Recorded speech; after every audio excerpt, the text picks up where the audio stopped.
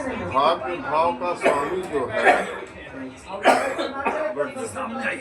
भाग्य भाव का जो स्वामी है, वो जिस भाव में बैठेगा, वो जिस भाव में बैठेगा उस भाव को नष्ट करेगा, उस भाव की हानि करेगा।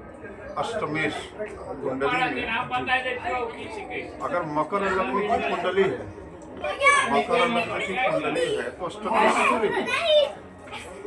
सूर्य जिस भाव में बैठेगा उस भाव में कमी ले आएगा। अगर वो लग्न में बैठा है तो सूर्य तो कम करेगा, क्योंकि सूर्य एक जो है आत्मिक ग्रह होने से वो कम नुकसान करेगा। और अगर कहीं मंगल है तो उस व्यक्ति के शरीर को आर्थिक इतना चोट देगा, इतना घाव देगा कि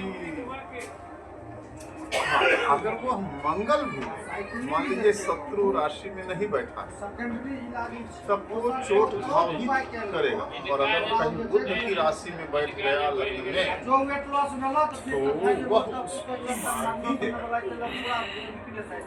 बुध और मंगल की शत्रुता जितनी खतरे की है, जितनी खराब है, उतना किसी ग्रह की नहीं है। ये बड़ी गंभीर बात बता रहा हूँ, तुमको ध्यान देना। मंगल और बुध, देखिए शत्रुता तो सूर्य और शनि में भी है, शत्रुता सूर्य शनि में भी है, चंद्रमा शनि में भी है, अन्य ग्रहों में भी होती है। पर जितनी शत्रुता मंगल बुध के साथ रखता है, कभी अन्य युद्ध करते हैं। तो मंगल अगर अष्टमेश होकर के लग्न में बुध की राशि में बैठ गया तो समझिए कि उसको अन्य प्रबल ग्रह अगर उसका सपोर्ट न करते हो तो उसको तो बहुत खतरा, जीवन का खतरा पैदा कर देगा। और अन्य ग्रहों की दृष्टि हो, गुरु देख रहा हो लग्न को, शुक्र देख रहे हैं, लग्नेश बहुत मजबूत हो तो भी अपनी दशा अंतरदशा प्रत्यंतर दशा में और गोचरी स्थिति में खराब होने पर वह शारीरिक हानि तो करेगा ही। ये ज्योतिष का गूढ़ रहस्य बता रहे हैं। हाँ, अगर उस व्यक्ति का बुध इतना स्ट्रांग हो, नवमांस चक्र में भी मजबूत हो और लग्न को अन्य सभी शुभ ग्रहों का दृष्टि हो, सपोर्ट हो, हानि भी करेगा, जीवन का खतरा नहीं पैदा करेगा। और अन्य ग्रह भी अशुभ अवस्था में है, खराब में है, तो फिर तो जीवन संकटापन्न कर देता है। मंगल अष्टमेश में बहुत दोष होगा और जहाँ लग्न में बैठना उसका अच्छा नहीं माना जाता। अष्टमेश कोई भी ग्रह हो, उसका लग्न माने शरीर, लग्न माने शरीर, शरीर में बैठना उसका अच्छा नहीं माना जाता। अगर वह व्यय भाव में बैठ गया, छठवें भाव में बैठ गया, एकादश भाव में बैठ गया, तीसरे भाव में बैठ गया तो थोड़ा सा अच्छा करेगा। पर पंचम में बैठ गया तो संतान पक्ष में कमी ले आएगा। सप्तम में बैठ गया तो इसके पक्ष में हानि करेगा। कोई भी अष्टम और अष्टमेश में खास करके ये मंगल, ये शनि, गुरु शुक्र भी करते हैं पर कम करते हैं, क्योंकि ये नैसर्गिक क्रूर ग्रह है मंगल, जन्मजात क्रूर ग्रह, जन्मजात पाप ग्रह शनि है। गुरु शुक्र नैसर्गिक सुभद्रा होने से कम करते हैं, पर करते हैं। गुरु जब अष्टमेश बनता है तो वो एकादशी आगे लगा दे भैया,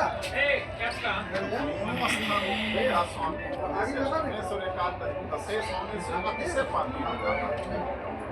अतिशय पापी होने से जिस भाव में बैठेगा उस भाव की कमी तो करेगा। अन्य ग्रह चंद्रमा में अतिशय शुभता हो, चंद्रमा निर्मल किरणों से युक्त हो, माने पूर्णमासी के आसपास का हो, शुक्ल पक्ष की दसवीं, एकादशी, द्वादशी, त्रयोदशी, चतुर्दशी, पूर्णमासी या पंचमी, षष्ठी, सप्तमी कहीं का भी हो तो शुक्ल पक्ष में मजबूत माना जाएगा।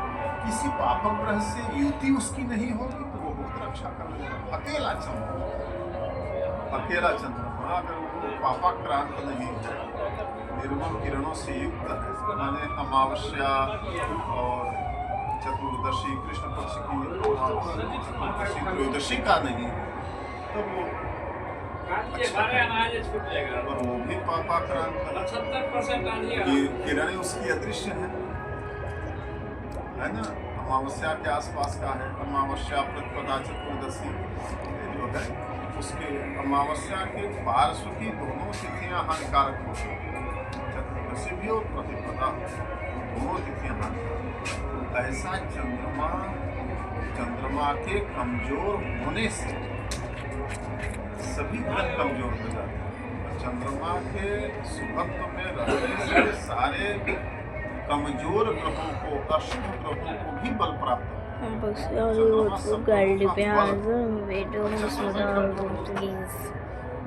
हाँ, उसका पक्ष बल होना जरूरी है। अगर पूर्णमासी के आसपास का है तो भले वो 0 अंश पर तो भी वो काम कर दिया, और वह अगर अमावस्या के आसपास का है तो वह चंद्रमा चाहे जितना मजबूत हो, आप अपनी पूर्णता में नहीं ही करें, स्वयं कमजोर है, सहज रूप से कमजोर है। उसकी नैसर्गिक में जो है क्षीणता और शुभता तो उसके पक्ष बल के आधार पर ही मानी जाए। तो अष्टमेश जो ग्रह बनता है, जिस बृहस्पति जब अष्टमेश बनता है तो एकादशेश भी बनता है, स्वास्थ्य की दृष्टि से और उन्नति की दृष्टि से, यश कीर्ति प्रतिष्ठा की दृष्टि से, और नौकरी चाकरी आर्थिक रूप की दृष्टि से कमजोर हो जाता है। अगर किसी कुंडली में मंगल अष्टमेश बना तो अगर वो लग्न में ना बैठे तो फिर वो शुभ तो है उसका, लग्न में भी बैठेगा तो भी अच्छा है मंगल का, पर यद्यपि अष्टमेश का लग्न में बैठना अच्छा नहीं हो, पर अगर चूँकि वहाँ मेष का हो जाएगा, सुगृही हो जाएगा, मूलक त्रिकोणी हो जाएगा, उसमें सुखता रहेगा। और यदि मान लीजिए कि बुध अष्टमेश बुध ग्रह, तो बुध ग्रह जब अष्टमेश बनता है तो भी वो एकादशेश बनता है। बुध और गुरु का अष्टमेश बहुत अशुभ होता है, क्योंकि वो दोनों भावों से वो वाकई होता है, दोनों भावों से।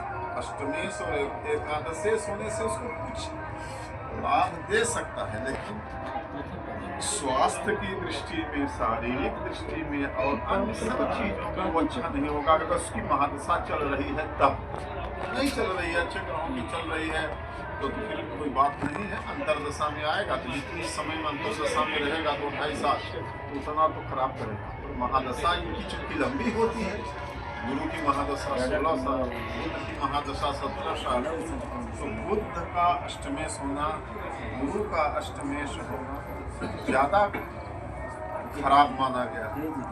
सूर्य और चंद्रमा के अष्टमेश होने का तो दोष नहीं लगता, ये विशेषता।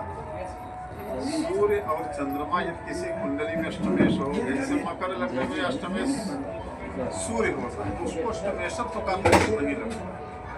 और धनु लग्न में चंद्रमा अष्टमेश हो, उसको भी अष्टमेश होने का दोष नहीं। सूर्य और चंद्रमा को अष्टमेश होने का दोष नहीं है। तो अष्टमेश होने से जिस स्थान में बैठेंगे उसमें थोड़ी सी कमी ले आए, और अगर ये मजबूत स्थिति में है तो फिर उनका असर दिखाई भी नहीं पड़ेगा होने पर। और मंगल का अष्टमेश तो दोषकारी नहीं होता, तो लग्नेश भी हो जाता है। तुला का अष्टमेश तो दोषकारी नहीं होता, तो लग्नेश हो जाता है। और बुध गुरु का अष्टमेश, मंगल और शुक्र में अष्टमेश कम हो जाता है, नहीं लगेगा। गुरु और बुध का सबसे ज्यादा लगता है, क्योंकि वायु का भाव है, अरिष्ट का भाव है, मृत्यु का भाव है, धरती के नीचे मनीय संसाधन और रहस्यात्मक चीजों का भाव है, तो उनसे इन सब बातों का विचार होता है। तो आयु वरिष्ठ के लिए तो अष्टमेश को देखना होता है, उसी तरह से सप्तमेश। अच्छा, उसकी महादशा तो किसी भी तरह से कल्याणकारी होती नहीं, उन्नतिकारी नहीं होती। और गुरु शुक्र मंगल का दोष नहीं है अष्टमेश होने का, बुध गुरु का दोष है, प्रबल है, सूर्य चंद्रमा का नहीं है, और शनि का भी उतना नहीं होता। और सिंह लग्न में शनि का प्रबल दोष होता है अष्टमेश का, सिंह लग्न, क्योंकि वो सिंह लग्न में षष्ठे सप्तमेश होता है। अष्टमेश होता है कि सिंह लग्न में अष्टमेश गुरु हो जाते हैं, सिंह लग्न में अष्टमेश गुरु होते हैं, और उनका दोष इसलिए कम होता है कि वो पंचमेश स्पीड जो चल रहा है। हाँ, बंद करना नहीं चल बंद करना। सिंह लग्न में अष्टमेश बृहस्पति होने पर भी उतना दोषावर नहीं होता, क्योंकि वह त्रिकोणेश भी हो, पंचमेश भी हो। सिंह लग्न में बृहस्पति का अष्टमेश बहुत कम होता है।